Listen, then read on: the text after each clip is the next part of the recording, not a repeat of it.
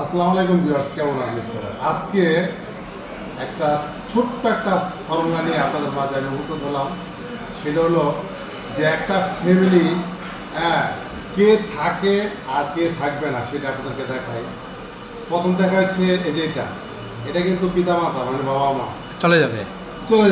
ঠিক আছে। তারপর হচ্ছে ভাই বোন। হচ্ছে ভাই আর বোন কোনো এক সময় কোনো একদিন এরাও তারাও চলে যাবে, ঠিক হ্যাঁ। আছে। আর মাঝেটা দেখছেন না যে আত্মীয় স্বজন একটু নিচে, হ্যাঁ, এটা হচ্ছে আত্মীয় স্বজন, এরাও ঠিক চলে আছে। যাবে। তারাও কোনো এক সময় আপনাদের সাথে বা আমার সাথে সবার সাথে সম্পর্ক বিচ্ছিন্ন হবে বা চলে যাবে।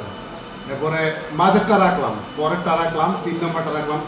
এইটা দেখছেন না, এটা যে ফাঁক হয়, এটা হচ্ছে সন্তান, ছেলে হোক মেয়ে হোক, তারা কোনো এক সময় চলে যাবে। যখন বৃদ্ধ হবেন বা বৃদ্ধ হবেন না বা বিয়ে শাদী দিবেন, তারা কর্মের টানে। এক সময় তারা বাস্তবতা তারাও আপনার কাছ থেকে দূরে চলে যাবে। মানে দূরে চলে যাবে, ঠিক আছে। আর এই যেটা দেখতেছেন এই যেটা। ঠিক আছে, এটা আপনি একটু, আমি যে ফর্মুলাটা ট্রাই করছি আপনি একটু ট্রাই করছেন, এটা আপনি যতই চেষ্টা করেন, যত ট্রাই করেন, আপনি এইটা উঠাতে পারবেন না।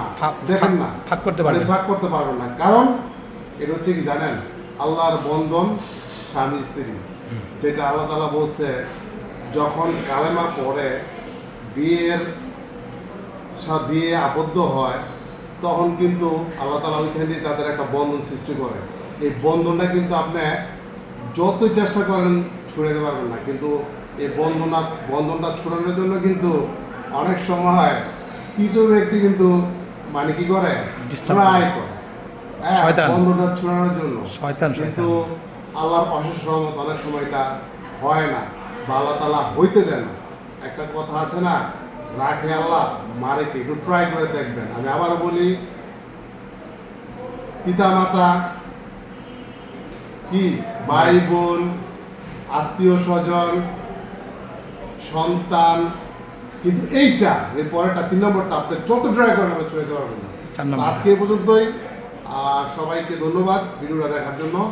অবশ্যই শেয়ার করে দিবেন, সবাইকে দেখার সুযোগ করে দিবেন। ধন্যবাদ।